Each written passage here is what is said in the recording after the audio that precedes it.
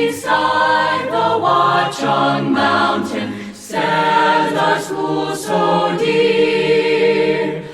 All our precious years of childhood, we have spent them here. For whatever be our watchword, conquer and prevail. Hail to thee, our alma mater, Scotch Plains Fenwood all hail. When across the world we wander, this will be our song. Honor, love, and true devotion, all to here belong. For whatever be our watchword, conquer and prevail. Hail to thee, our alma mater, Scotch Plains Fenwood all hail.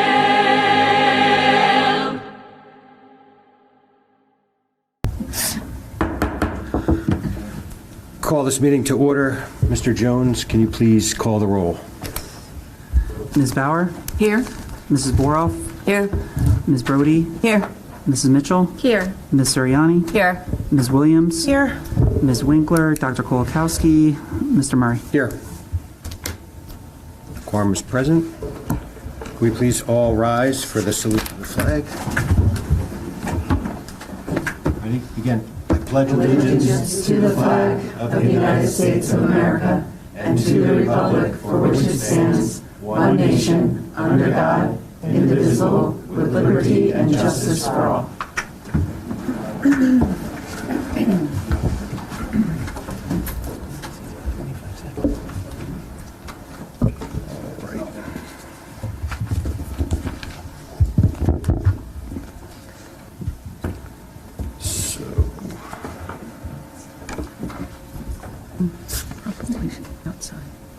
Executive session report. So we just came out of executive session. We had personnel report, HIB report, suspension and detention report, and legal status report. No action was taken on that. And we will now go into superintendent's report. Dr. Mast. Thank you, Mr. Murray. So tonight, I would just like to first acknowledge our board members who volunteer their time to support Scotch Plains Family Public Schools. They are sometimes tasked with making difficult, even unpopular decisions. Sometimes doing the right thing means also doing the hard thing. But as parents, neighbors, and volunteers, I have seen firsthand that they always put our community's children first. The decisions they make are carefully weighed, revolving what is best for our students. That leads me to mention the many strong emotions we heard when the district switched to Right at School as the district before and after care service provider. The board and I listened carefully, but ultimately came to understand that the change is best for our students and their families. Let me first say that the Fanwood Scotch Plains YMCA has and will continue to be a valued community partner. Our district, however, must focus on providing our families with enriching before and after care services that are affordable, well-structured, and dependable for working parents. Parents, in fact, are the reason this process started. They alerted us to concerns about the cost, accessibility, and structure for the YMCA program. We then relied on a committee of educational professionals to review the two proposals submitted through the request for proposal process and to recommend a provider. A contract with Right at School was approved at the last board meeting, and following an information session in January, already enrolled 303 students in the program for the 2023-2024 school year. I know how difficult this decision was for our board and members after hearing the dialogue at the last meeting and the numerous communications sent to them.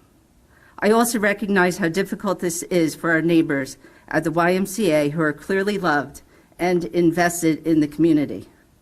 But I remind everyone that change, while not always easy, is often a path worth taking. And this path puts our children and families first. I also want to remind you that if you'd like to speak on this or any other matter during tonight's meeting, we ask you to keep your comments to a maximum of 3 minutes per speaker so we can hear from everyone who wants to speak within the 15-minute public comment session. Public comment is not a time to debate issues or have a question and answer dialogue. Instead, it's a time for the board to listen during a portion what is truly a meeting to conduct school business for the district business. We know that education and any issue involving our children can be emotional. These rules help us maintain a level of civility during meetings, modeling how we want our children to act. Thank you. Back to you, Mr. Murray. Thank you, Dr. Mess. Business Administrator report, Mr. Jones. Thanks. So I just want to remind everybody that we have the budget coming up, and for everybody out there to look at the calendar. We wait for, the way it works is we have to wait for the governor to do his budget address, and then within a certain window, we then have our budget meeting, and there's a certain window that's required, and so there could be a change to the meeting dates that we have in March. So just look out for that. There's something, we'll update it on our website, let people know. But I think everybody has seen at home, what we're dealing with in terms of inflation. I think out of the school, we're not seeing, this is no different. We are working really hard to keep our costs down. We go to public bid as often as possible for the vast majority of our expenses. Our transportation this year, we've really tried to share with other districts as we can for students who are bused out of district, and we've increased those routes from only a few to almost 20% of our routes now are shared to try to keep costs down. But there's a lot of things that we can't control, and we are seeing really, historic increases in costs across the board in all categories. So the budget this year will definitely be, a tough budget. So I just want to let you know and look forward. The presentation, I'll go through all the details of all the increases. I mentioned last meeting about the healthcare costs, but I think to go into more detail at our budget presentation in the March meeting, one of the March meetings. So that's it. Thank you, Mr. Jones. Board President announcement. New Jersey open public meeting laws enacted to ensure the right of the public to have advance notice of and attend the meetings of public schools, public bodies at which any business affecting their interest is discussed and acted upon. In accordance with the provisions of this act, the Scotch Plains Federal Board of Education has caused notice of this meeting to be published and having the date, time, place thereof posted at the Board of Education office located at 512 Cedar Street, Scotch Plains, New Jersey. Such notice has also been provided in written notice, forwarded to the Union County Hawk, Star Ledger, and the Township Clerk of Scotch Plains and the Borough Clerk of Fanwood in the revised annual notice of regulatory scheduled meetings as adopted April 28, 2022. I would now like to pass over to our student representatives for their reports. Hi. So I'd like to highlight some recent events. The music department recently held a cabaret night for a cause last Wednesday, and the amount they raised was about $1,800. Very successful night. This fundraiser was for the Trevor Project, which is a foundation that supports LGBTQ youth.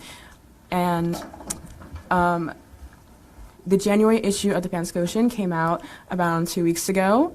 And now I'm going to move on to highlighting some sports. All of our winter sports are currently in their championship seasons, finishing in the season. Our bowling team won a section title, and a standout senior on the bowling team is Matthew Reynolds, who shot a 278, which is a high game award in bowling. I'd also like to highlight some of the many track and field athletes, as we know how excellent Coach Cagle is. Nate Ryan, as of February 6th, was the USA top 10, and he sits at the New Jersey #1 seat for the boys high hurdles at a time of 7:03, which is very fast. Other shout-out athletes who have made record times are freshman Delaney Farley, Zoe and Ian Hopkins, juniors, and then senior Janai Berry. Our girls wrestling, I believe we held the first ever wrestling tournament in Union County at Scotch Plains Glenwood High School. And then our boys hockey team is in their championships. They had a championship game yesterday, and I believe they're moving on to states. And then a very special standout junior on the girls basketball team, Amanda Baylock, who is currently 44 points for a career goal, a 1,000-point goal. And as a junior, that is it's a big successor because usually most people hit that 1,000-point per career goal as a senior. And lastly, for our music department, again, the Drowsy Chaperone musical is coming up, so mark your calendars. Their showing dates are March 2nd at 7:30 p.m., March 3rd at 7:30 p.m., March 4th at 2 p.m. and 7:30 p.m., March 5th at 2 p.m. And then lastly, SGA and the Red Cross Club will be hosting another blood drive on Friday, March 31st. Thank you, Jada. So what's some things that I wanted to highlight were from continuing off of Jada, which is spring sports are coming up. For me, specifically softball season is coming up. Our team has been moved into a new division this year and we have a new coach. I'm really excited to see what this season has to hold. And I'm sure all other athletes for every spring sport are very excited to see what it has to hold. Some other upcoming events is the hackathon, which is Hack SPF, which is held by the EF. This is taking place on Sunday, February 25th at the high school, and anyone grades 3 through 12 can sign up to participate at hackspf.org. And finally, as a reminder to all my fellow classmates, but especially juniors, as the spring is coming up, it's important to stay focused and really work hard in and out of the classroom to make sure that transcripts are ready for college applications during the summer and the fall. Thank you. Thank you, Syra. Anybody, questions for? No? Oh, thank you. Just going to Amanda Baylock, how many points is she away from the 1,000?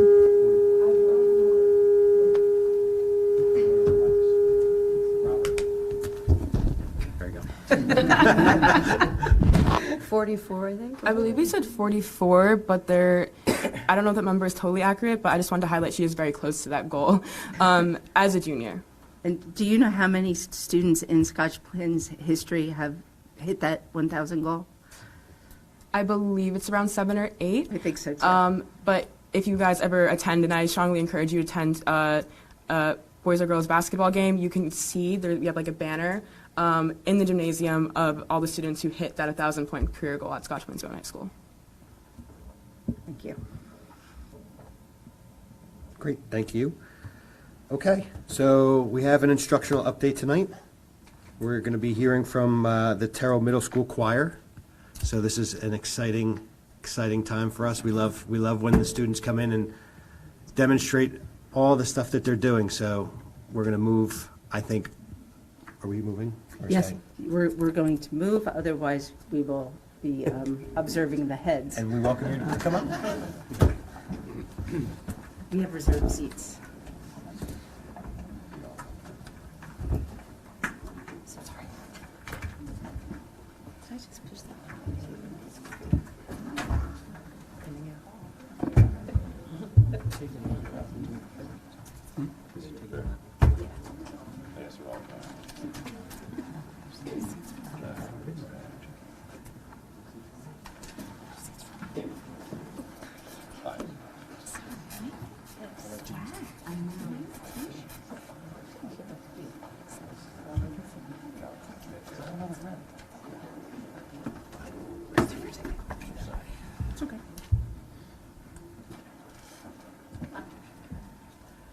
Please stand for the start of the event.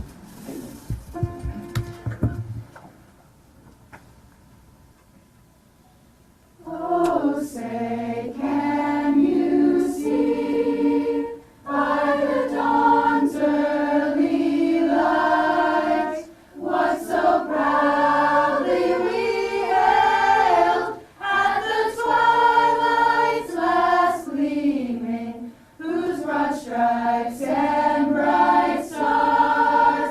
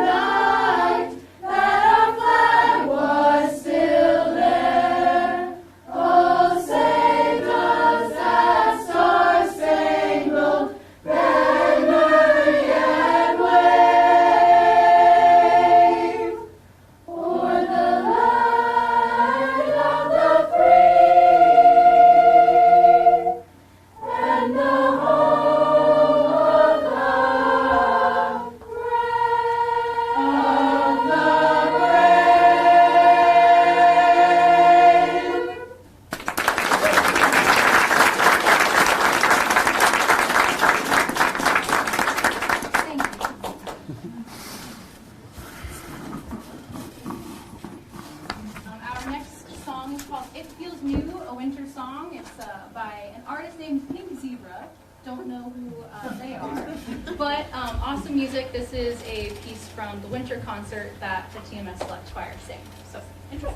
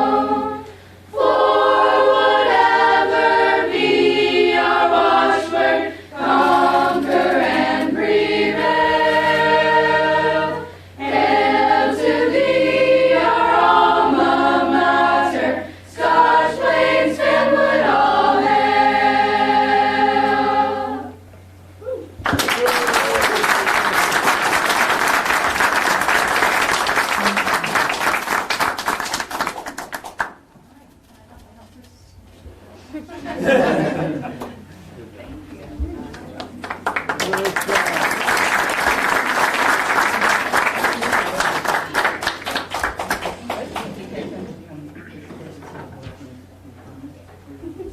sure.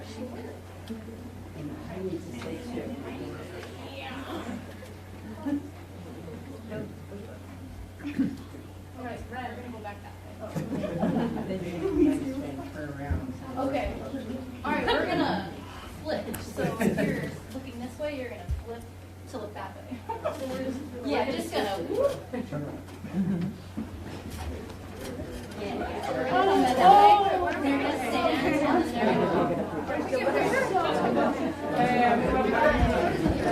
So just kind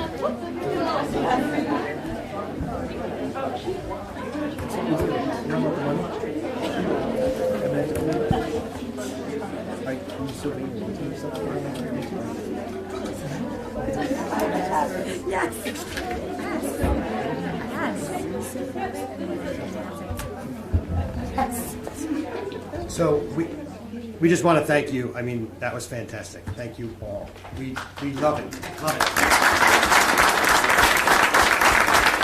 So we might have to have you come to every board meeting now and sing. And you've set the bar very high for Nettingham, so I don't know if they're going to be able to hang. So, very good job.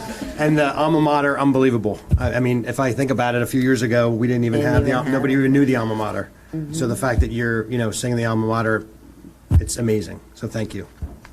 And before we know it, we'll see you at graduation singing the alma mater. So it was wonderful, really wonderful.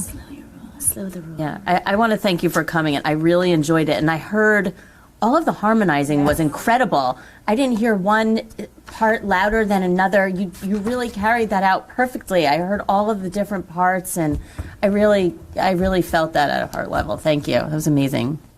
Thanks for coming. Certainly a very vivid example of SPF Proud.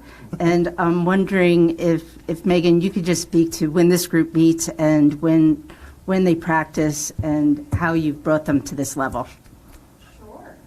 So we practice once a week on Wednesdays after school for about an hour. So we start at around 2:55 and then we end at 4.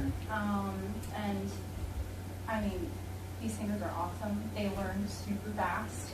So with Select Choir, what I try to do is do more advanced work with them. Another one of their winter pieces actually split into 5-part harmony. Whereas, in the regular day of chorus, it might be like 3 parts if we're lucky. So for this Select Choir to do such advanced rep and they learn it fast, it's awesome. It's nice to do that type of music at a middle school level, which is awesome. And we are planning a trip to Dorney as well. So our music for the spring is a bit more, festival chorale-like. And we're doing a piece called Sir Khalak, which is in the Arabic language, and it's very difficult. Good luck. Can I put Dr. McGarry on the spot since he is a fan of choral music? Can you give this group some feedback? Sure, if my microphone is going to cooperate. One of the things I noticed about you is just how much you enjoy singing with one another, and so that comes across so well in your performance. There's a famous line from one of my favorite musicals of all time, You're a Good Man, Charlie Brown, and it goes like this: happiness is singing together when day is through, and happiness is those who sing with you. And you definitely showed us that tonight. As well as some of us in the back were joining you in the alma mater. So really fantastic job. Keep up the great work. Thank you. Thank you.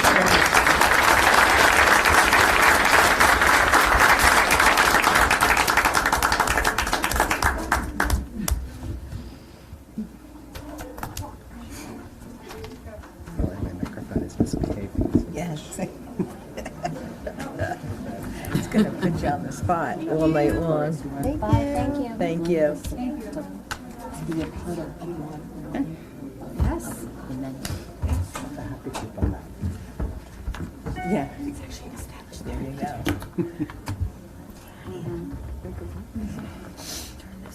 All right. don't know how we're going to top that the rest of the night, but we'll try. So we're going to move on to our first public comment. So in accordance with Scotch Plains Public School Bylaws 01640165, the meeting will be open for 15 minutes for public comments, maximum 3 minutes per speaker. Speakers addressing superintendent items, business functions, and other board business will be heard first. If time remains, speakers may address other matters. Speakers, please state your full name and the town in which you reside, and please note, boards use the public comment period as an opportunity to listen to citizen concerns, but not to debate issues or enter into question and answer session or cross-examination between the public and the individual members. Be aware that not all issues brought before the board meeting will be resolved that evening. Boards may respond to public comment by seeking additional information or by delegating the authority to investigate the issue to the superintendent and/or his or her designee. With that, if anybody would like to come forward for the first portion, please step forward to the mic, state your name and the town in which you reside.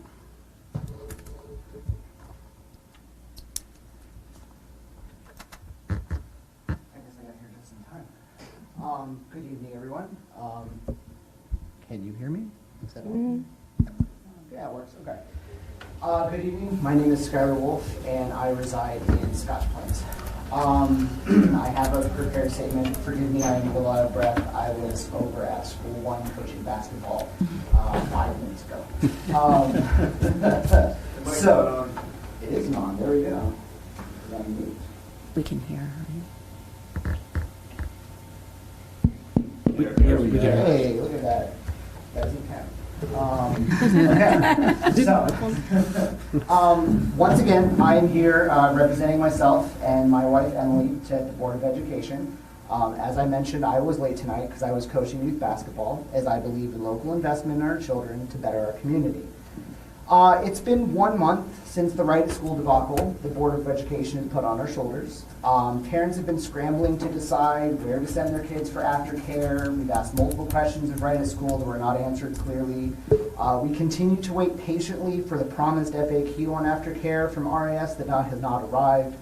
And now we have to make some critical decisions with a lack of information regarding how our children will be cared for. So I do ask the board if this was your intent. To drive uncertainty, to drive up costs for those who want stability, because it is driving up costs significantly for us, and to introduce a vendor that has so far promised the moon but really has delivered rocks, because that is what has happened to us. As a parent and a member of the community, I continue to be baffled and disappointed by the Board of Education's behavior. As Dr. Mass said those last month's board meetings, a direct quote, there's some misconceptions that we've heard and would like to clarify. As the Board of Education, you have the right to extend the public comment as written in your bylaws 0617, public participation in board meetings, but you didn't. The board could have passed on voting to allow for more time to review, but you didn't. You could have started over with a more transparent process, but you didn't. As per NJS 18A, section 18A-22, the Board of Education shall have the right to reject all proposals for any reason set forth in the statute mentioned. Dr. Mass' direct quote from the BOE meeting last time was the following. Over the past few years, there have been parents expressing concerns about the Y Aftercare program. They have complained about the cost or the lack of access and the wait lists and the issues with quality. Our administrators, our building principals have raised persistent concerns about the Y program and the fact that sometimes the lack of structure really brings safety concerns forward, end quote. Well, guess what? Over the last month, we've asked the Board of Education twice for these complaints, per OPRA requests, and both times they have provided nothing. There's no records, no emails, no nothing. There's nothing on the complaint website, there's nothing found in the inspections. This is what we think. If it isn't written down, it doesn't exist. How do you get in front of the community to spread rumors about the Y without evidence? If there is evidence, send it to me. Please, send it to us. We want to be informed. You know how to reach us. I've contacted you many times. I do not need to submit a formal request for the content. Honestly, there's 10 other topics I'd like to talk on in this letter, but I want to give other people time to speak. So I want to hear from other members of the community on how they feel. And thank you very much from myself, Skylar, and my wife, Emily. Thank you, Skylar.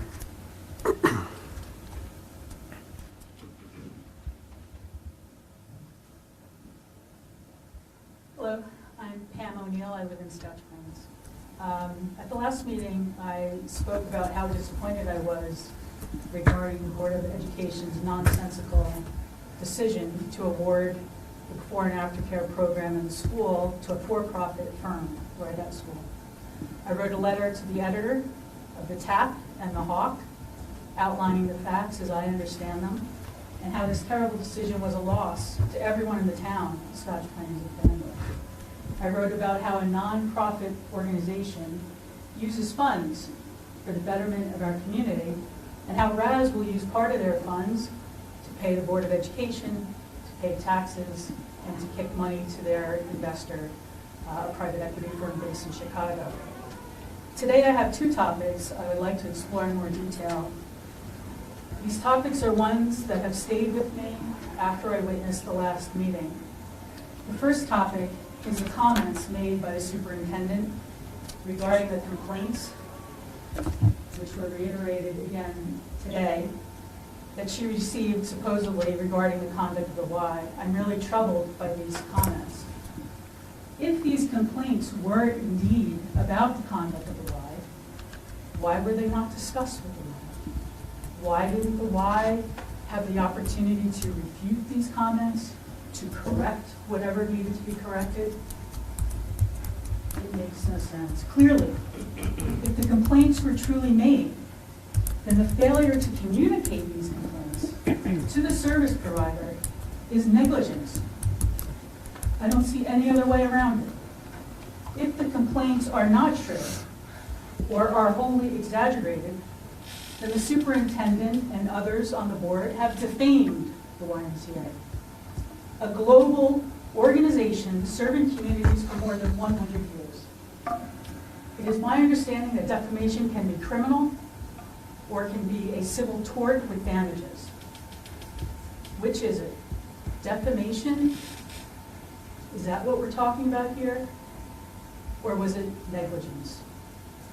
The second topic that is troubling me was the conduct of each board member. Each person on this stage. Our citizens, neighbors, friends stood here before you, very upset about the care of their children. And you said nothing. Wasn't an alarm going off? I know one was going off for me. You have a duty to represent the people of this town. I think most of the people that I know, if they were on this stage, they would have said something. They would have spoken up. They would have said, I'm sorry this is happening. We didn't do our homework. We didn't ask the parents what they wanted. We made a mistake. Or we already signed the agreement and we can't turn back. Maybe you were told to not say anything. That's not an excuse. Are you aware that whatever attorney is here is not representing you individually, but is representing this board? I just cannot believe that this is the culture of the Board of Education in the town that I've lived in for 25 years. This appears to be so toxic that no one can speak up. No one is free to speak their minds. This is just going to get worse from here on out. It's not over. Ms. O'Neill, I have a question. I didn't catch in the beginning. Are you speaking as a resident or a board member of the Y? As a resident of Scotch. Okay, thank you. Just checking.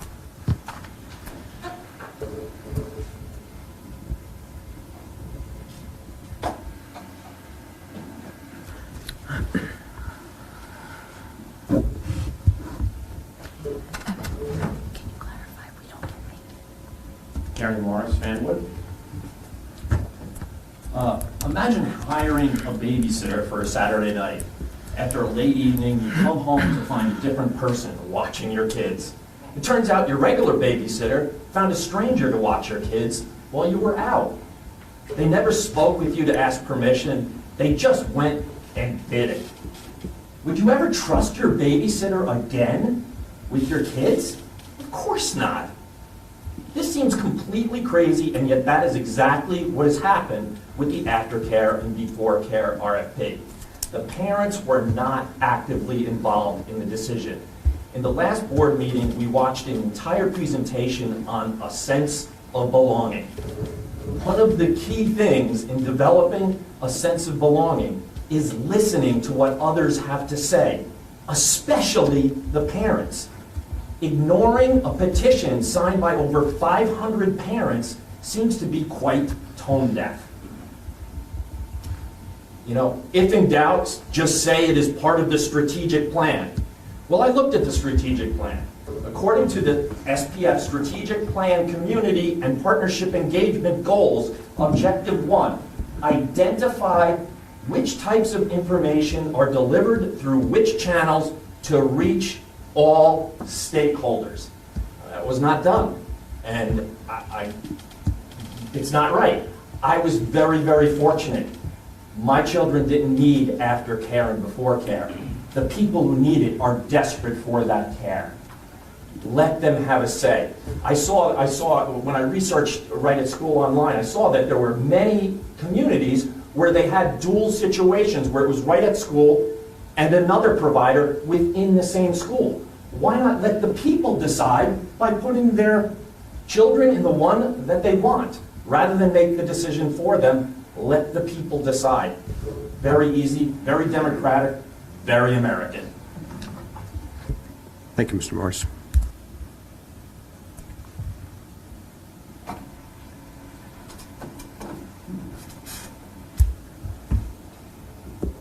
Ethan Charles, Scotch Plains. I just want to say thank you for all you do. I know it's not easy. I just want to say, as a student who's been through the Y from 1st grade to 8th grade, I never learned to sing. I sit there every day waiting to be picked up by my parents. If I was offered the opportunity to go to an after-school program where I would be taught things by actual teachers, that would be better than just sitting around, sitting on my phone waiting for something to happen. But nothing ever happened. With this new program, it seems as if the students will learn, which I never had that opportunity, and I feel it's something the kids should be asked about, because I, for one, feel it would have been something nice to have. And I'm grateful that the students going forward will have this opportunity that the Y currently does not offer them. Thank you. Thank you.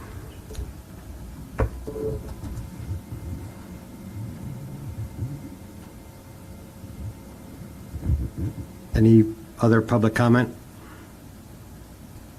Seeing no one, I'll close this portion of public comment. There'll be another section at the end of the meeting for public comment as well. Moving on to committee reports. Ms. Williams? Okay, I'll start. Thank you, Mr. President. Good evening, everyone. On February 13th, it was Monday, the Wellness and Equity Committee met, and there was a presentation by Mrs. Save on how to move forward with a district-wide Day of Culture at McGinn. History starting in 2018-19 and has had 81 presenters, 393 presentations representing 37 countries from around the world. Parents, guardians, and staff were asked to join and share a cultural experience. All 27 classrooms and computers are utilized for presentations on these days. There was also a timeline shared for the process of announcing, coordinating, and soliciting presentations on the event at McGinn. The current schedule of the day is determined by the schedule of McGinn, and currently there are 3 one-hour sessions. We also discussed the calendar that was sent out, and we also reviewed the budget. As we know, transportation costs have skyrocketed, unfortunately, and we also talked about on March 8th there will be a presentation on the price of silence, and to see if we can coordinate that with TRHT. We are also updating the No Place for Hate statement and expanding it to include it in the Code of Conduct. And that concludes my report. There are no recommendations at this time. Thank you. Thank you, Ms. Williams. You're welcome. Any questions for Ms. Williams? Okay. Siriani, I believe you. Yes. I have 2 reports. I'll go in order that the meetings took place. The first is the Curriculum Committee that met last Tuesday, February 7th. This first item is actually very exciting, instructional prospect. Dr. Heisey discussed with our committee a dual enrollment proposal. And the specific class will be called Introduction to Contemporary Business, and this is on our agenda tonight for approval. The high school will partner with Union College of Union County, and our high school students, juniors and seniors, will be offered the opportunity to earn college credit through this course, Introduction to Contemporary Business. They will receive 2.5 credits toward graduation and 3 college credits through Union College or another public university or another college that accepts the credit. The course would provide an overview of all phases of business, including ownership, marketing, personal finance, managerial controls, and the relationship of government and business. And our staff would go through training and vetting to teach this college-level course. And the cost would be $214 plus $25 for the cost of books, $239. And so, again, that is on our agenda for approval. The second item is just an update that Scotch Plains Fanwood was accepted this school year to pilot the AP course African American Studies, which is a new AP course. It's a comprehensive curriculum starting with early African kingdoms and goes through the present day. It doesn't just focus on history, but culture and political movements as well. And the instructors of the pilot schools also are part of meetings with the College Board to discuss the progress of the course. The next two, we discussed actually 3 additional items. Black History Month, Dr. McGarry shared some of the district's resources and curriculum connections that teachers have access to, a whole host of online resources that they could use throughout the month for Black History Month. Dr. McGarry also shared the district's Start Strong data, which our parents should have already received letters regarding their individual students' results, and test results are always posted on our district website if any member of the public wants to view it. And the last item that we discussed was an update on the health proficiencies, and this is on our agenda also for board approval tonight.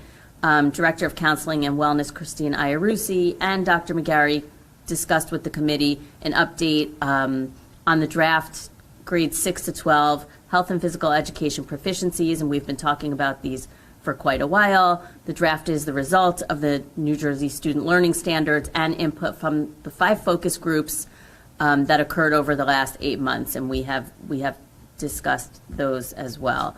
The draft was shared with the focus groups. Some slight tweaks were made, and the K through 5 health proficiencies will be developed using the same process. Okay, so that is the curriculum committee report. Now I will deliver the community relations report, if that's okay. The community relations committee met last Wednesday, February 8th. We talked about the PBS documentary event that Ms. Williams mentioned, The Price of Silence, which will occur March 8th at 6:30 p.m. at Nettingham Middle School. This is going to be a really exciting event. Space is available for at least 500 people, and the committee discussed how to distribute, the flyer and inform the public about this event.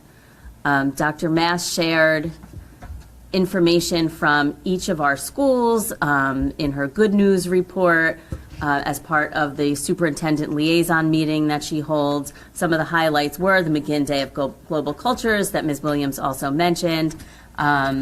We talked about the various band and choral performances that occurred in many of our schools throughout February. We talked about School 1, the Kids Care Club, collecting items to create We Care kits for those in need in surrounding communities.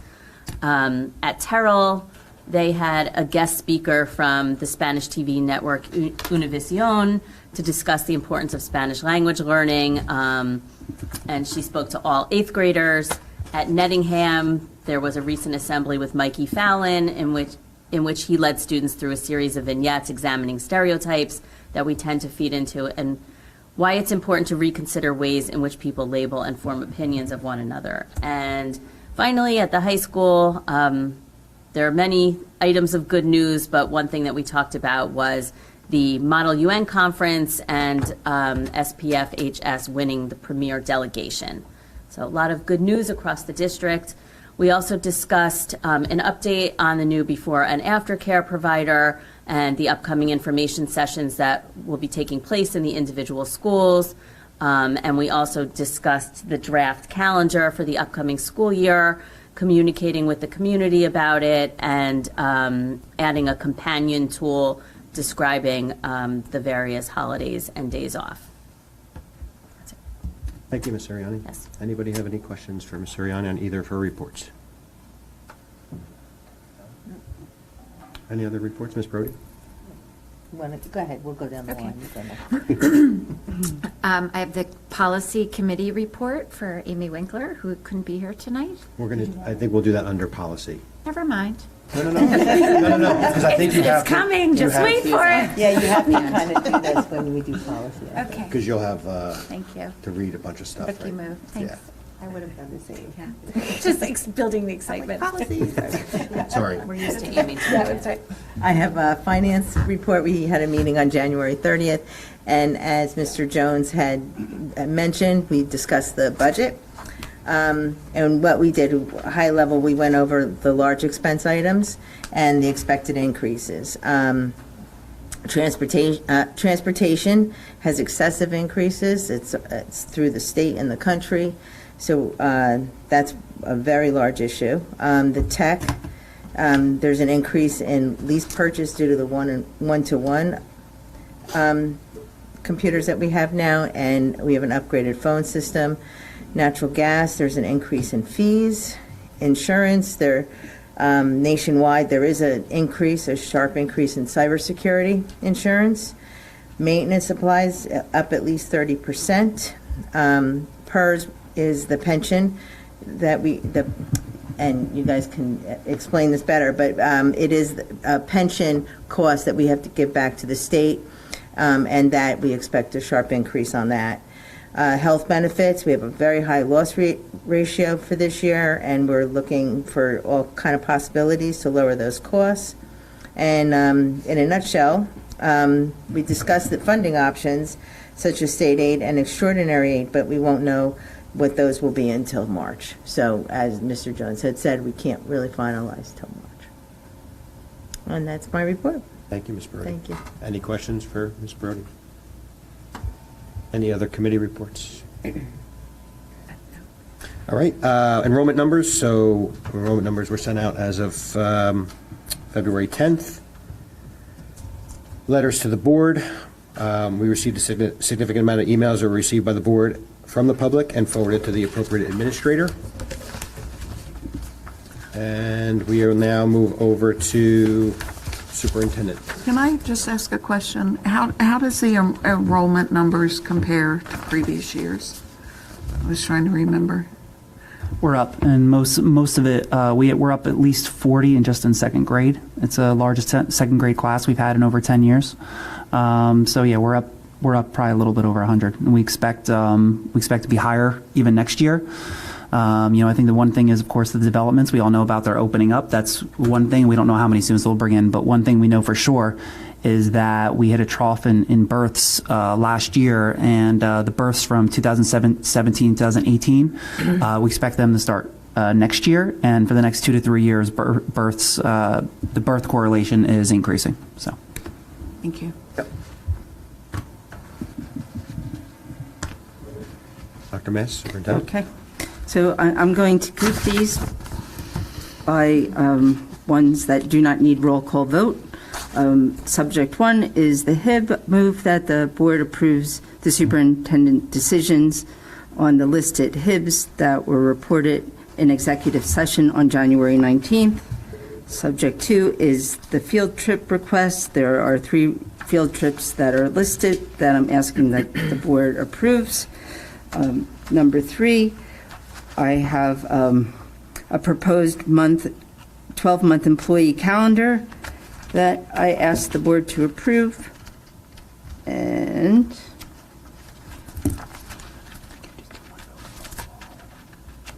okay. Change of plan, we're going to do one vote and roll call all of them. So item number 4 is the curriculum revisions that Mrs.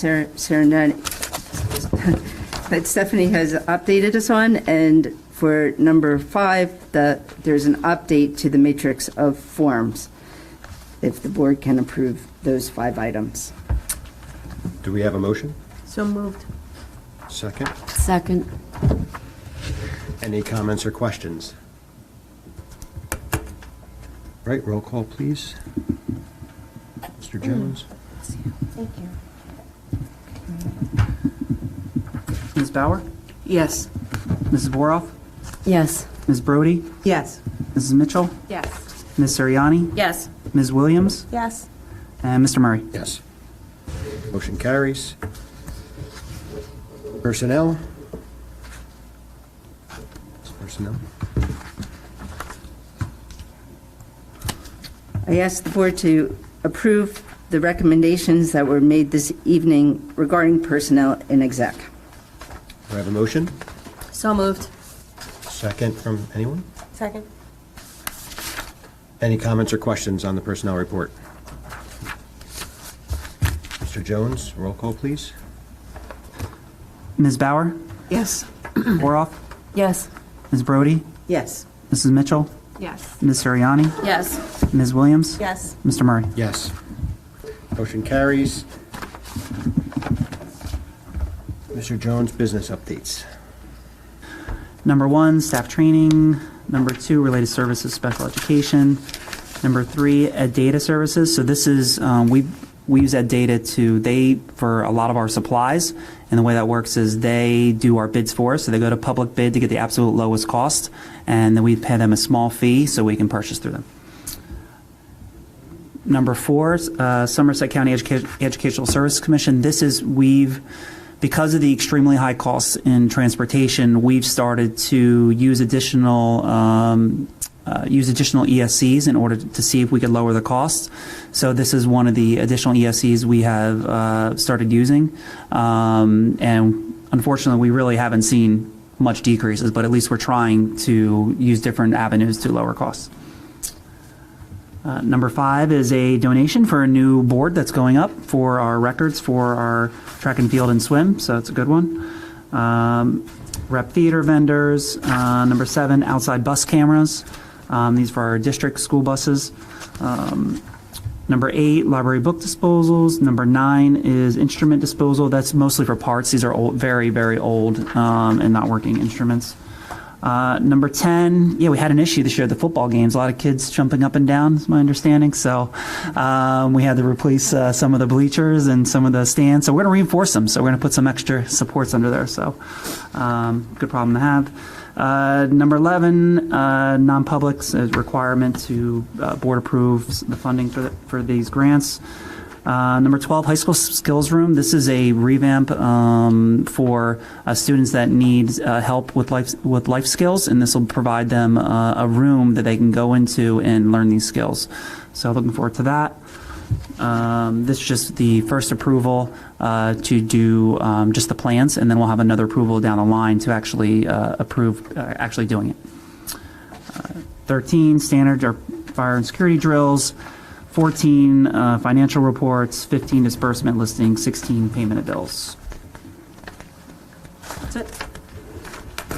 Thank you, Mr. Jones. Do we have a motion to approve? I have a comment. Can I comment? After me. Oh, It's okay. It's okay. Are you motioning? Are you motion? You have a motion, Karen? So moved. And do we have a second? Second. Any comments or questions? Mrs. Mitchell? Regarding subject number 8, just another recommendation wherever possible to donate even used and obsolete books is still practice for people to try reading and more information. So wherever we can donate, let's make the effort to do that. Yeah. Yep. And they absolutely do. Before they come to us, that's the first question we always ask, and they always come tell us the reason. Yep. I have a comment. I just want to say I was really pleased to read the detailed proposal on the life skills room. I think it seems amazing, and hopefully we can use that to maximum benefit. Maybe there are some ways that we can use it that we're not even using it now.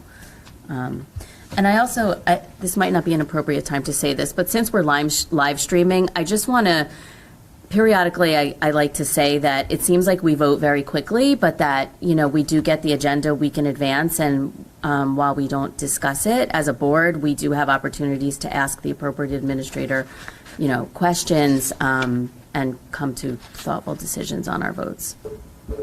That's my comment. And if I could just add to that comment, and you do receive committee reports. But Yes, in advance. So we've seen this for a week. And on item 11, the non-public security and technology, so this is for any of the private schools or non-public schools in Scotch Plains or Fanwood that require that apply for any of this grants, they have to go through us, through a public entity in order to be able to receive those? Is that how that works? That's correct. Yep. it's basically pass-through. Yes. Right? It's Yes. not that we But get it's a to state keep it. requirement that they have to come through. It goes through us, Yes. yes. Okay. So we have a motion and a second. Sorry, Ms. Bauer. I just wanted to ask about the fees for the Educational Services Commission that they charge. Is it similar across all the Ed Services Commissions, or does it vary? It does vary. Somerset is a little bit more expensive than Union County, but it's not significant. Yeah, I mean, it's only worth it if they can get us, cheaper prices on the bus. So if they can get us cheaper prices, then it's worth a little bit of an extra fee because they use a little bit different. But yeah, so when we weigh that, we take it to them only if we do a first bid, maybe another ESC. Sometimes with these buses now, they won't even bid. So we go to some ESCs and we say, hey, we have a bus route. We need the lowest bid. And they put it out to bid and nobody bids on it because there's not enough buses. So then we have to go to this other vendor to say, hey, can we get somebody to actually cover this route? And so that's another reason why we've gone to them. So we use it just as a way to, mitigate our costs as much as possible. Yep. Okay. Yep. Thank you. Any other comments? All those in favor? Aye. Opposed? Abstentions? Motion carries. We will move on now to board policies. So I think we have a lot of second and adoption policies and Yes. first readings tonight. So. Yes, so everybody settle in. So the policy committee met on January 23rd, and the summary is as follows. So policy P2422, comprehensive health and physical education. 6 new statutes by the state address items that must be included in the curriculum as required by New Jersey's student learning standards. These 6 statutes are NJSA 18A, 35-4.5A. Should I read all the numbers? Yeah. Read all the numbers of all of them? Sure. Okay, there's a lot, okay. NJSA 18A 35 to 4.36A, NJSA 18A 35 to 4.38, NJSA 18A 35 to 4.39, NJSA 18A 35 to 4.40, and NJSA 18A 35 to 4.43. This policy has been revised to include the requirements of these new statutes. These changes are mandated. Policy 2467, surrogate parents and resource family parents. NJAC 6A 14-2.2 was recently revised. Updates included using the term resource family parent instead of foster parents, and several other terminology changes. This policy has been revised to reflect the updated language requirements. These changes are mandated. Policy 5111, eligibility of resident, non-resident students. This policy has been revised to include NJSA 18A 7B to 12. The policy now addresses residency criteria for a student residing outside the district to be allowed to continue attending school in the district. This law also provides that if a student continues to attend school in the district while living outside the district for more than 1 year, the state will assume fiscal responsibility for the tuition costs associated with the student's attendance. These changes are mandated. Policy 6115.01, Federal Awards, Funds, Internal Controls, Allowability of Costs. The uniform administrative requirements, cost principles, and audit requirements for federal awards requires written procedures for determining the allowability of costs in order to be eligible under federal awards. Policy 6115.01 requires the school business administrator, board secretary, or designee to be responsible to determine the allowability of costs under federal regulations. This policy is new, based on mandated requirements. Policy 6115.02, Federal Awards, Funds, Internal Controls, Mandatory Disclosures. The uniform administrative requirements, cost principles, and audit requirements for federal awards requires a Board of Education to disclose in a timely manner, in writing, to the federal awarding agency or pass-through entity all violations of federal criminal law involving fraud, bribery, or gratuity violations potentially affecting the federal award. This general reporting requirement for a Board of Education that has current active grants, cooperative agreements, and procurement contracts from federal agencies that exceed $10 million for any period of time during the period of performance of a federal award. This policy is new based on mandated requirements. We're almost there. P 6115.03, Federal Awards, Funds, Internal Controls, Conflict of Interest. The uniform administrative requirements, cost principles, and audit requirements for federal awards address the standards of conduct covering conflict of interest and governs the actions of school district employees, officers, and agents in the selection, award, and administration of contracts supported by a federal award. These requirements are required in addition to the New Jersey Conflict of Interest laws and the School Ethics Act. This policy is new, based on mandated requirements. Policy 6311, Contracts for Goods or Services Funded by Federal Grants. The uniform administrative requirements, cost principles, and audit requirements for federal awards requires the Board of Education to refer to the Federal System for Award Management, SAM, to search for debarred, suspended vendors for contracts providing goods or services to the school district to be funded by federal grant. P6311 has been updated to refer to the updated CFR section and the new SAM technology to replace the Excluded Parties List System, EPLS. These changes are mandated. Policy 8540, School Nutrition Program, PL 2018-C25, which recently passed, requires school districts to provide eligible students with a breakfast after the bell program. Statute NJSA 18A 33-11.1. This law states districts that satisfy the requirement of the statute must implement a program in which students who do not arrive to school in time for the school breakfast program are offered an opportunity to be served breakfast after the beginning of the school day. These changes are mandated. Policy 8550, Meal Charges, Outstanding Food Service Bill. NJSA 18A 33-21 was recently amended.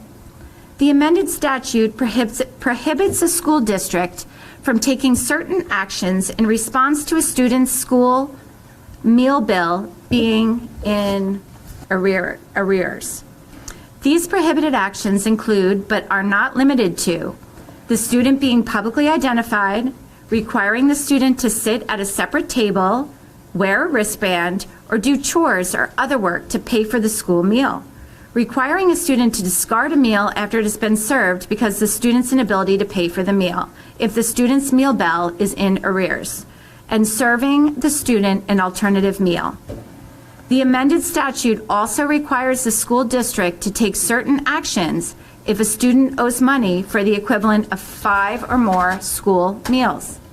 These required actions include, but are not limited to, a determination by the school district to assess if the student is eligible for a free or reduced school meal, school district assistance to the parent in completing the school lunch application, and a school district determination if there are household issues causing the situation. The amended statute changed language such that a school district may, but is no longer required to, withhold a child's breakfast or lunch if their school lunch bill is in arrears. These changes are mandatory. Policy 8600, school student transportation. A new subsection of NJAC 6A 27-11.5 led to changes to this policy, which are mandated. Policy 5114, children displaced by domestic violence. Due to the changes to P5111, this policy is no longer necessary. All of the content of this policy is now addressed in P5111. Therefore, it is recommended that this policy be abolished. Policy 8810, religious holidays. Due to the changes to P2270, this policy is no longer necessary. All of the content of this policy is now addressed in P2270. Therefore, it is recommended that this policy be abolished. Oh, no, wait, hold on. It's almost done. Next meeting is February 22nd, 2023. Recommendations for action. There are 3. Board of Ed approved first reading of P2422, P2467, P5111, P8540, P8550, P8600, P6115.01, P6115.02, P6115.03, P6311. Second, Board of Ed approve abolishing P8810 and P5114.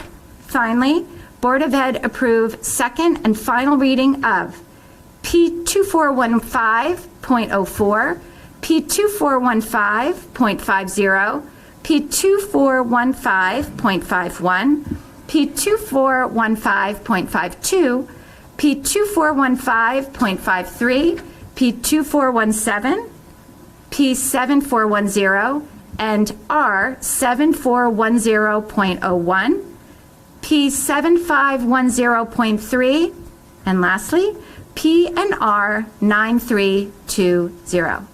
This concludes the report. So do we have a motion to approve the second adoption of the second half of your report and the first reading of the initial policies? Mrs. Williams, do we have a second? Second. Mrs. Boroff, any comments or questions on any of those? I have one comment. I'm glad I didn't volunteer to do that. Thank you, Amy Winkler. Yeah. All those in favor? Aye. Opposed? Motion carries. New board business. Any new board business? Okay, other board business liaison reports. Mrs. Boroff, I think you have CPAC? Yeah.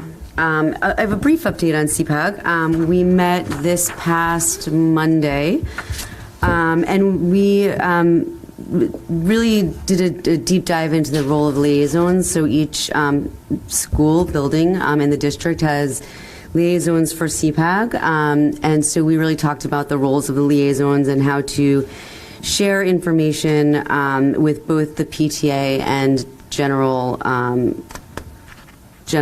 parent and just in general with the general public. The next meeting, we were actually joined by Stephanie Babbitts from SPAN, which is the umbrella group, really, the Parent Association Network. And she sort of just guided through best practices. CPAG really, like I've been talking about, really launched themselves this year, really diving into the different roles, and so she was there to guide them. The next meeting will be Monday, March 20th at the Scotch Plains Library, not at the Board of Ed building. And it will be just for parents and caregivers. And the only other thing that I really want to mention, another benefit to going on the CPAG website, which you can find through special services on the SPF K-12 website, are all the different events that they have coming up. So they have a slew of events. One, I'm just learning, the JCC Special Needs Resource Fair, Sunday, February 26th. So there are not only great resources for parents to connect with each other, but great resources within the community also, and that's on the CPAG website. Thank you, Mrs. Boroff. It's actually, I want to thank you for this is probably the first year that we've had this many CPAG updates and consistency in meetings and things like that, so it's great to have the updates. Thank you. Any other liaison reports? I have one. Go ahead. Mine is very quick. I just want to announce to everyone that the Joint Committee on Truth, Racial Healing, and Transformation did meet earlier this month. We talked about just our collaboration on the price of silence, which we've already mentioned, the event at Nettingham Middle School, and both mayors were involved in the meeting, and the entire group was just very excited for the event. Thank you, Ms. Sirianni. I was just going to give an update. Garden State Coalition of Schools met yesterday, and the speaker was Kevin Damer. Kevin used to be the Assistant Commissioner and CFO for NJDOE for about 15 years, and I think a couple times even served as the acting commissioner. But he moved to a new position as the director of the Heldrick Center for Workforce Development that is located at Rutgers, and I just was pulled up. I was going to say they are dedicated to raising the effectiveness of the American workplace by strengthening the workforce through education, training programs, and other strategies and programs that support workers. But one of the interesting things that we learned is that they've been collecting longitudinal data, including education data, since 2012. And there are a number of entities contributing data, including the state. And they just published in January of this year a report on the benefits of education. And they looked at this data over time, and I'm sure we'll want to look at that report and dive into it more deeply. But one of the things he mentioned is that it does speak to, and our high school students will be interested in this, the educational attainment and earnings. And he was talking about the recurring question in the public about, is higher education worth it? And their data definitely shows that there are benefits to the individuals as well as to the state at large. That it can take 9 to 10 years to break even, with depending upon loans and things like that. But after that, your wages totally make the difference.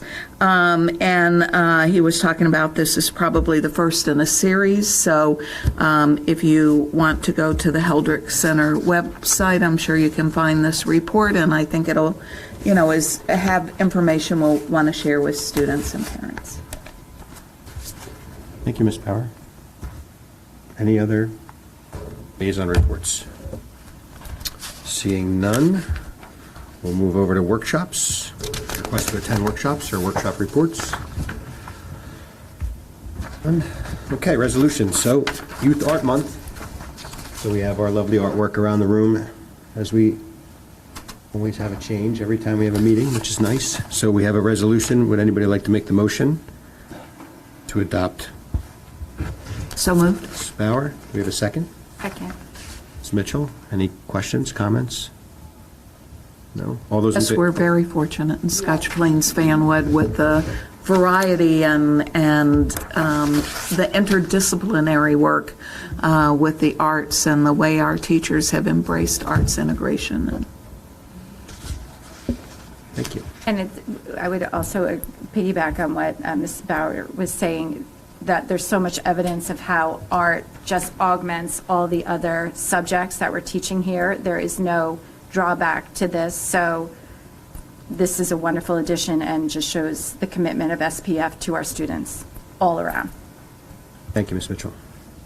I was only going to chime in and say we should have mentioned mental health too, because the arts really, I know in some of our presentations, right, the students have spoken to how the arts have really impacted them personally. Anything else? All those in favor? Anything else? All those in favor? Aye. Opposed? Motion carries. Moving on to board minutes. So approval for our reorg meeting from January 5th and our public meeting from January 19th. Do we have a motion? So moved. Mrs. Barth, do we have a second? Second. Ms. Brody? Any comments, questions, concerns? No? All those in favor? Aye. Opposed? Abstentions? Motion carries. Second public comment. So we will move on to our second and final public comment session of the evening. In accordance with Scotch Plains Fenwick Public School Bylaw 0164-0165, the meeting will be open for 15 minutes for public comments, maximum 3 minutes per speaker. Speakers addressing superintendent items, business functions, and other board business will be heard first. If time remains, speakers may address other matters. Speakers, please state your full name and the town in which you reside. Please note, boards use the public comment period as an opportunity to listen to citizen concerns, but not to debate issues or enter into a question and answer session or a cross-examination between the public and the individual members. Be aware that not all issues brought before the board meeting will be resolved that evening. Boards may respond to public comment by seeking additional information or by delegating the authority to investigate the issue to the superintendent and or his or her designee. With that being said, we'll open up the second and final session for 15 minutes. So if you do have a public comment, please come forward, state your name and the town in which you reside.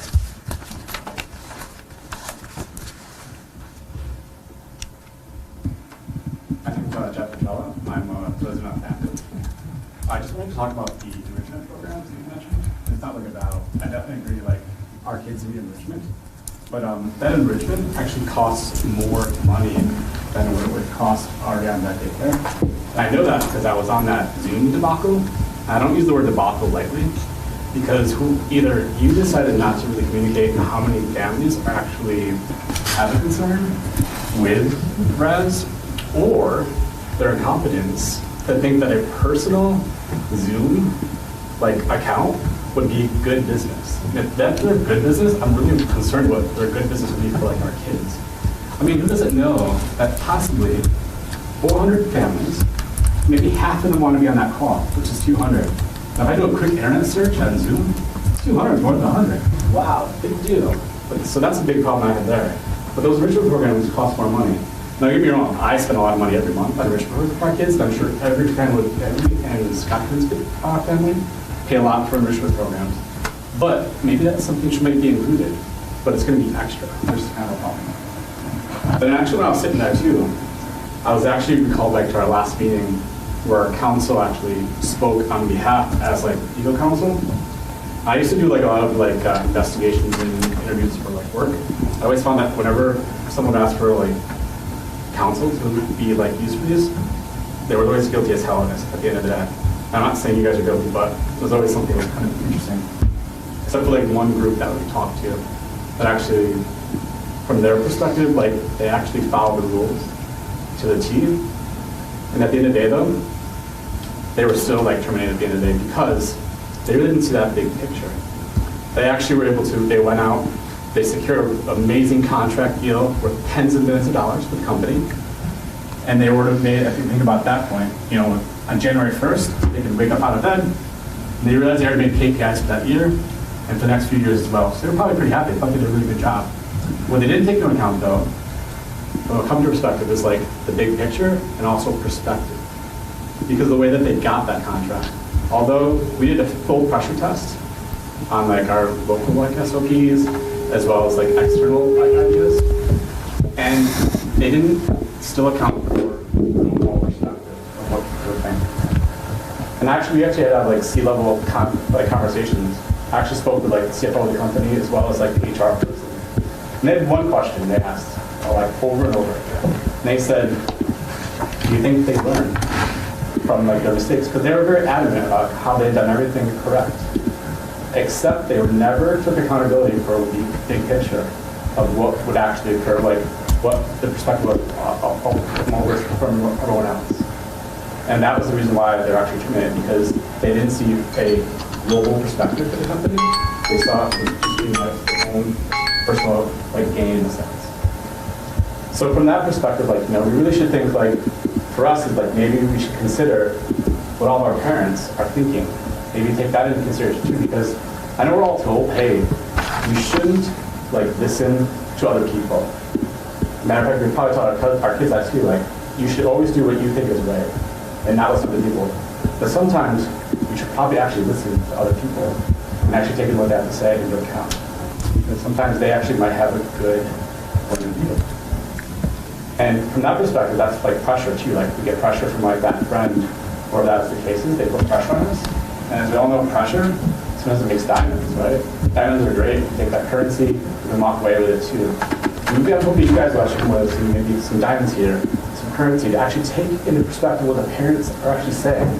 Let us be your friends, right? And we're telling you, hey, we don't really like Raz.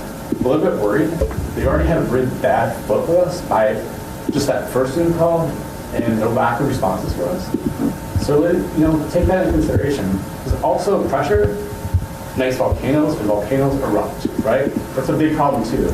Mr. Petrelli, you far exceeded your time. You just wrap up your thoughts. It's just that the last point though is just, take into consideration what parents are saying too. Think about it, because that's a big decision you guys did for us, and we just want you to just maybe consider what we are thinking too. So that's all I want to say. Thank you. Thank you, Mr. Petrelli.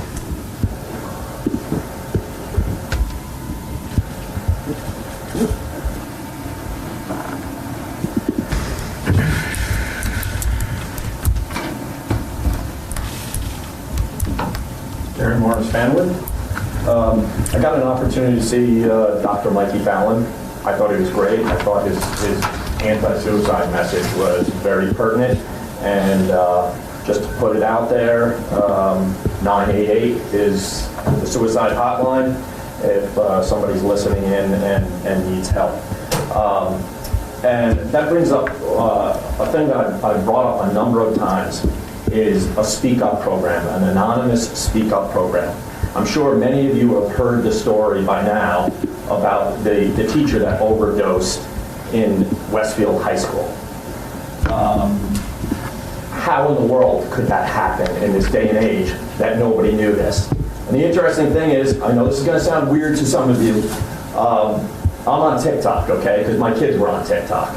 And the story on there was real interesting to see kids comment saying, oh yeah, I knew he was on drugs 10 years ago, and 15 years ago. He kept a decorative bong on his desk. He had all these things happening, and nobody said anything until the point where the guy almost died in class. So we can do better. Do something revolutionary. Create this anonymous Speak Up program so that kids that might be too afraid to say something might do it anonymously, so you can get a tip that something might be wrong in the school. It could be a bullying situation. It could be something else. And finally, I actually did listen to some of those pee things, okay? I almost had to use the bathroom. If you use the word pee one more time. Regarding conflict of interest, part of the RAS thing, they said, I declare and certify that no person from my firm, business, corporation, association, or partnership offered or paid any fee, commission, or compensation, or offered any gift, gratuity, or other things of value to any school official, board member, or employee of the Board of Education. How are they able to offer a 50% employee discount? How is that not a conflict of interest? That's paying off an employee of our district. You can't do that. You just can't. That money could be used to lower the price for everybody else, or open a facility within the school to allow the Y to operate, co-operate in the same facility. So again, you gotta, this seems like a really basic thing, you know, it ties right into what you were saying with the conflict of interest. You can't give a 50% discount, and some of the decision makers are teachers that made the decision to choose them. They may have kids, I don't know their situation, they may have kids.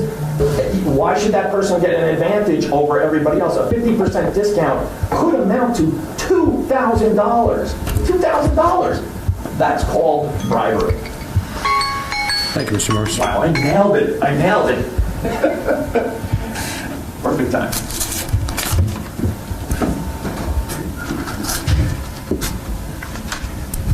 Hello, Skyler Wolf, Scotch Plains.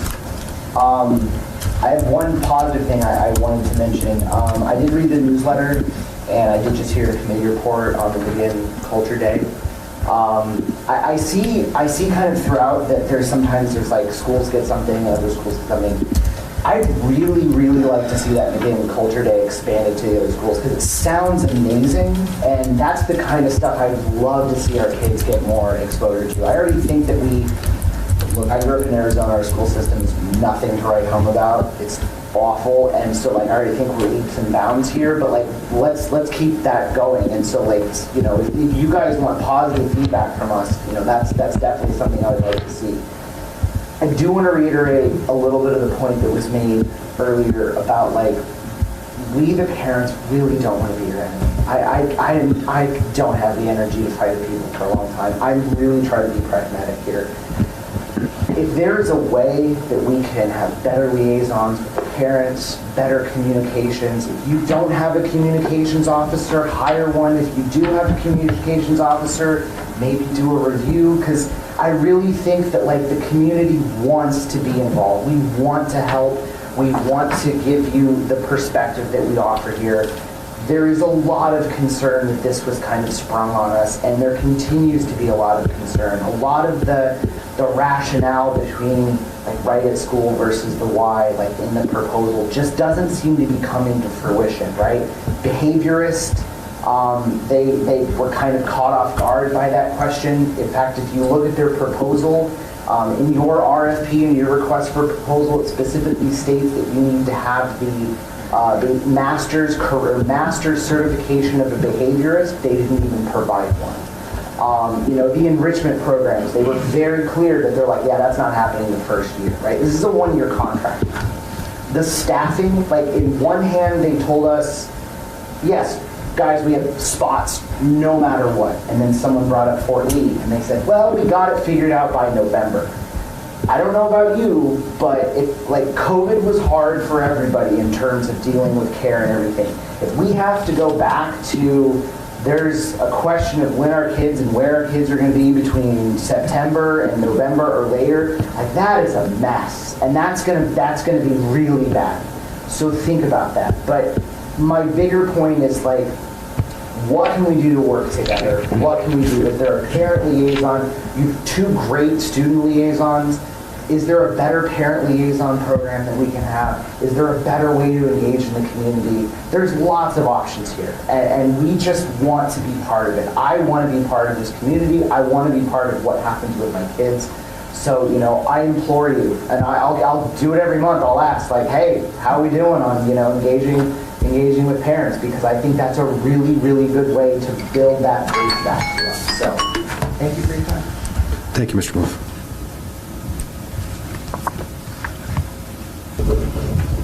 Any other public comments? Seeing none, I'll close this portion of the meeting, and we will move on to upcoming board meetings. We have 2 meetings in March, one on the 9th, one on the 23rd. However, depending on when budget information gets disseminated down from the state, we may have to modify the dates. So more to come on that, but as of now, those are the dates that are out there. So we will send out communication with K-12 and everything else if any of that changes, along with all the postings and the appropriate towns and newspapers. Good of the order. Does anybody have anything that they'd like to talk about for the good of the order? I do.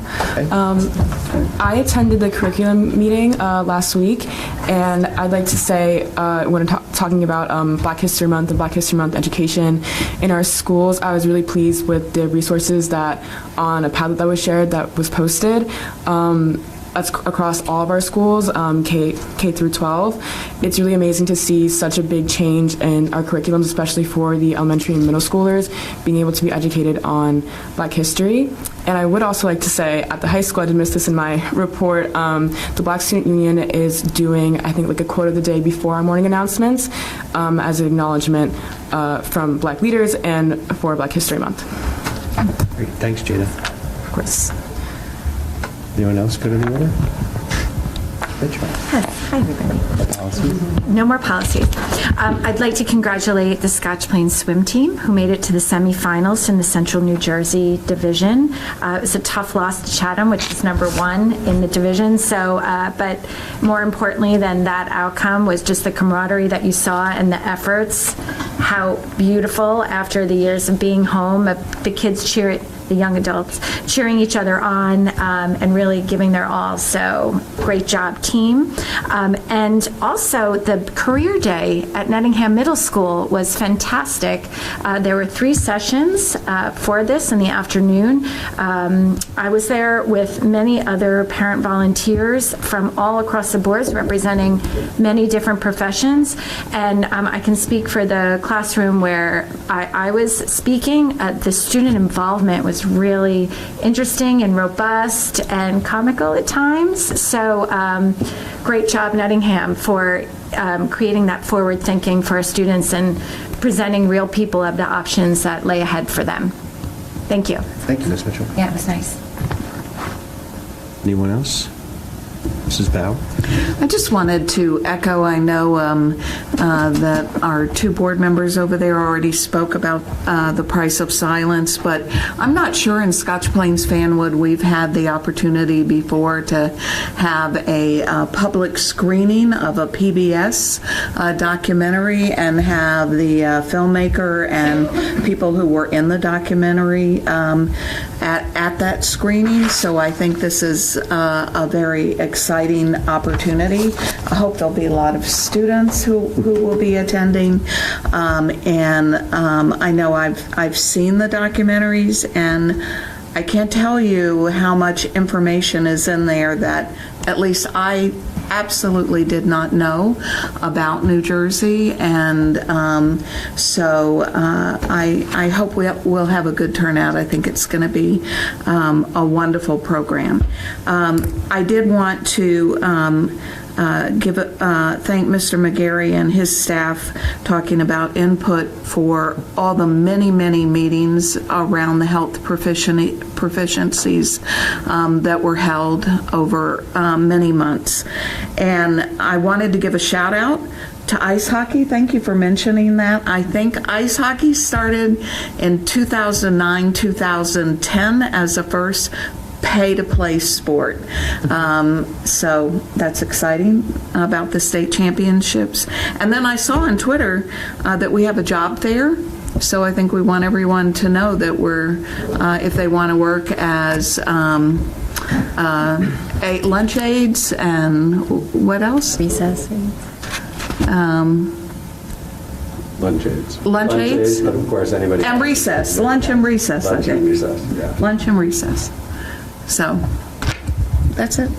Thank you, Ms. Bauer.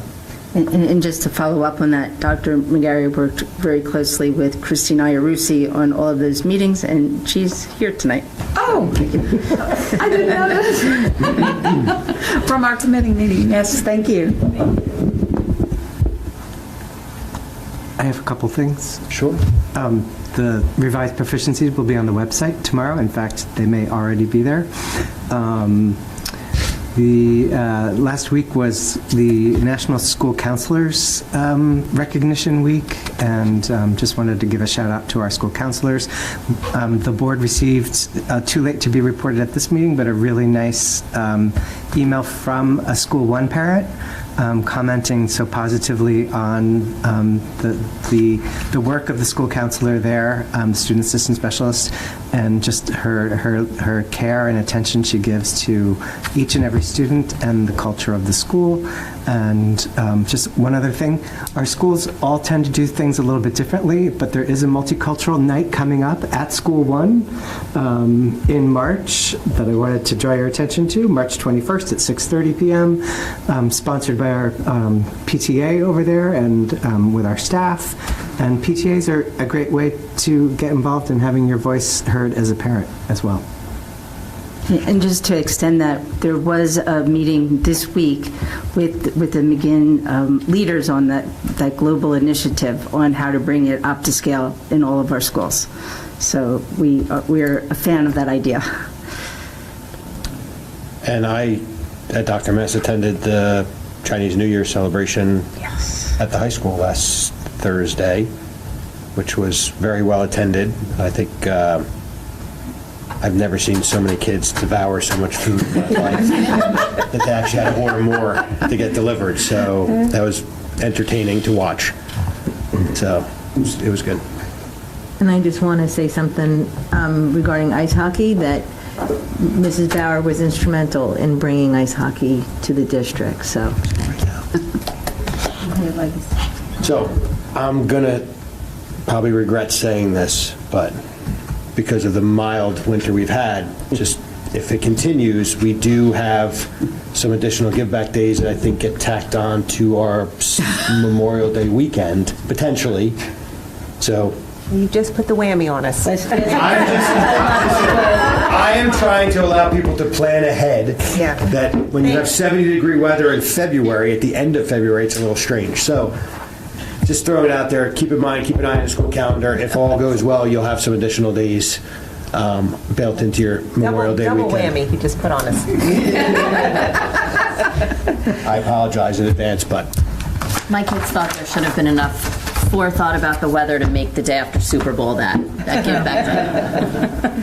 That's a good idea. anything else for the good of the order? Do we have a motion to adjourn? So moved. Do we have a second? Second. All those in favor? Aye. Carries. We are adjourned. Thank you, everybody. Oh, yeah.